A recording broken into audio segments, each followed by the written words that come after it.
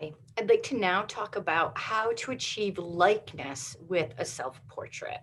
What you really want to think about when you're starting to draw someone, whether it's yourself or someone that you want to look exactly like yourself, I want you to think back to this particular image that we had in the beginning of our presentations and learning how to draw faces.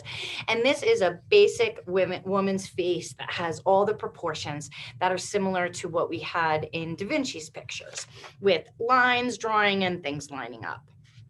So, what I would want to do when I'm drawing my own portrait is look to see how is my face different than a basic face that I might see on a piece of paper or a sketch. So, if I was to do these basic proportions of one eye is the distance of the space in between my eyes, and my eyes are halfway, and where my lips line up, it's going to be different a little bit because I don't look like this woman.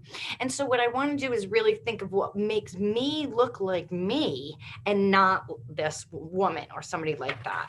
And so, what I have here is a small self portrait I did using only a palette knife and one color paint, the burnt sienna, with white. And I used a palette knife and I really focused on light and shadow. I really wanted to be able to create the sense that light is coming down and hitting my face, and the rest of my face is in shadow. And so when I began drawing, I really thought about what makes my face distinct to somebody else's. I want you to first to think about the shape of your face.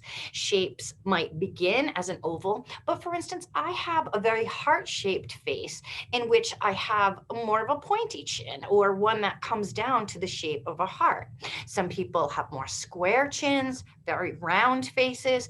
And so, what you first want to do is really look at the person that you want to draw, or really look at yourself. And first, ask yourself, what is the shape of my face?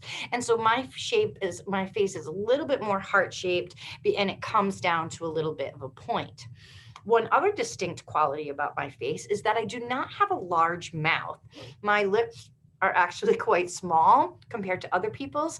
And so it doesn't extend as far on to the left and the right as this model does. And so when I think about drawing my lips, and when I was thinking about it on my self portrait, I made sure that I accentuated the fact that my lips are smaller. Another distinct quality, I have dimples. I want to make sure that those are put in there.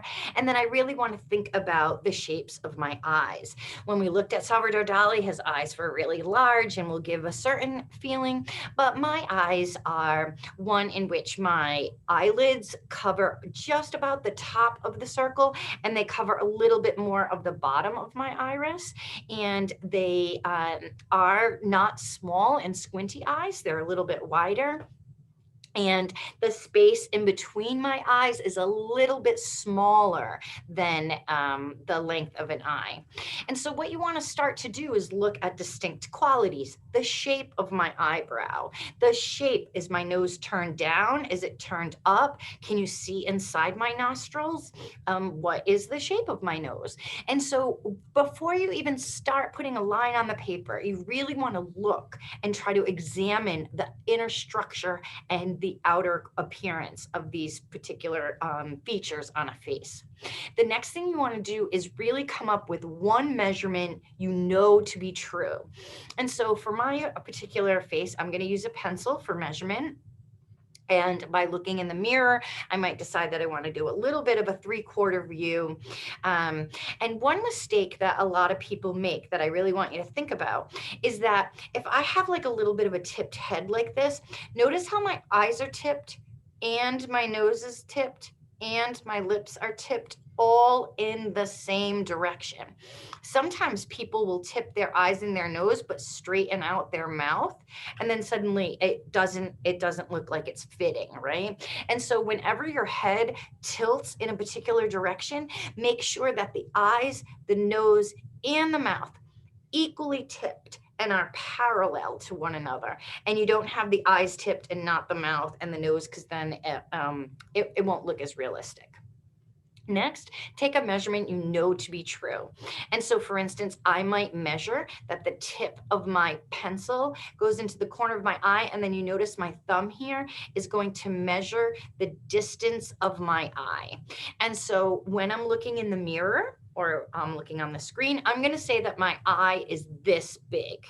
And that I'm going to know is true, and I'm going to put it down on my paper.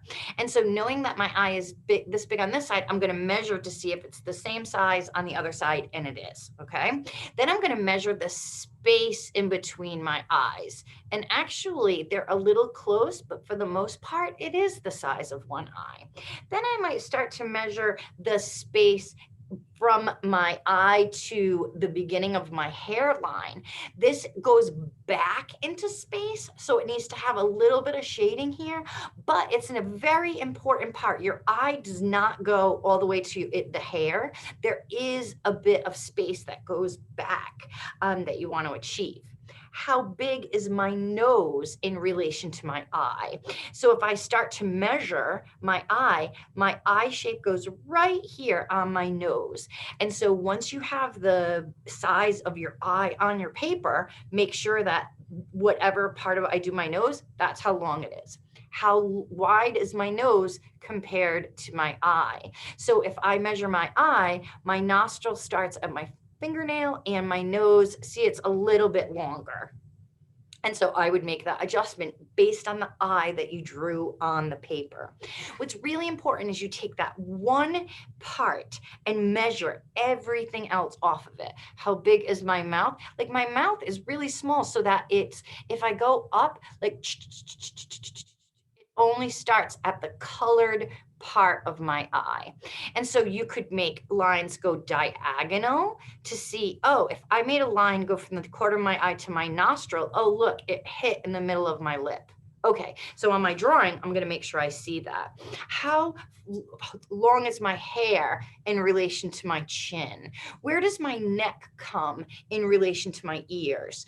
How big is my space between my eyelid and my eyebrow compared to an eye? Always comparing, always comparing. And that way you're taking a measurement that you know, and you're making everything else in proportion to that measurement. But what you really want to think about is the quality, or the what part of the person do you want to emphasize? You know, it's weird. I'd be talking about myself, but I'd say, oh, I might want to emphasize the fact that I have like light colored eyes, or some people say I have like bigger eyes. And so maybe I would focus on the fact that my eyes are a little bit bigger, but my mouth is smaller. You know what I mean? And so those are the things that I'm going to try to capture in my particular drawing. And so then as I position myself and start to look in the mirror, I'm going to go, how small is this space compared to this space?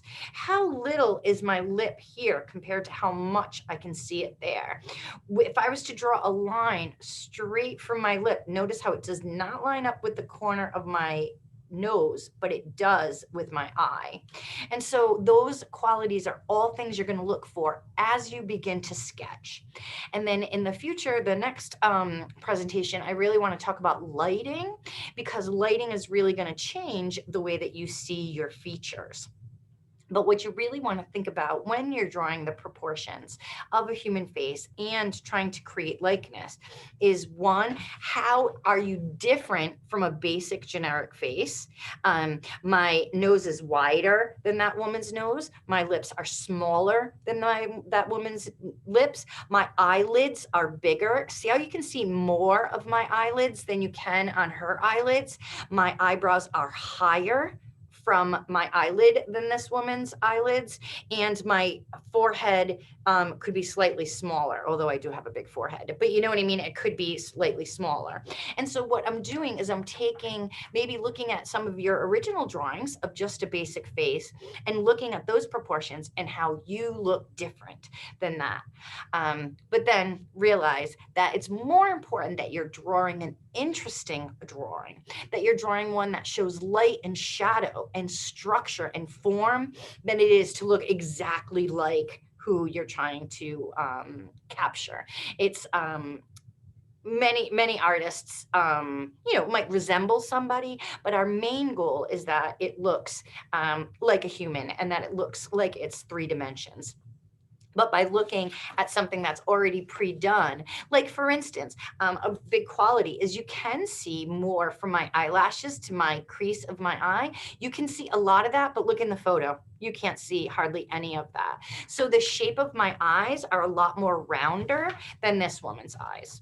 And so take something to compare it to. You know, you can look, if it's a male face, find a picture, of a generic male and to say, how is my face different than that? How is ethnically someone that's from a different area of the world, how is their face different from my face? And how is a particular family trait, like a particular nose shape or a quality of teeth, how is that unique to you or to the person that you're trying to draw? And everybody is similar in a lot of ways, and everybody is completely unique in a lot of ways. And so what you first want to do is really just examine who and what you're drawing, and really just try to suss out what's happening in the drawing, and make sure that you look more at what you're drawing than your paper. You don't want to draw from memory. You want to draw from what you see. And so you want to be looking at what you're drawing and then doing a little bit looking down, but looking most at what you're trying to achieve. Okay. And then one other quality, look at the edges of faces when you get that three-quarter view. Notice my head is slightly tipped. I might want to draw some guidelines so that my face is tipped.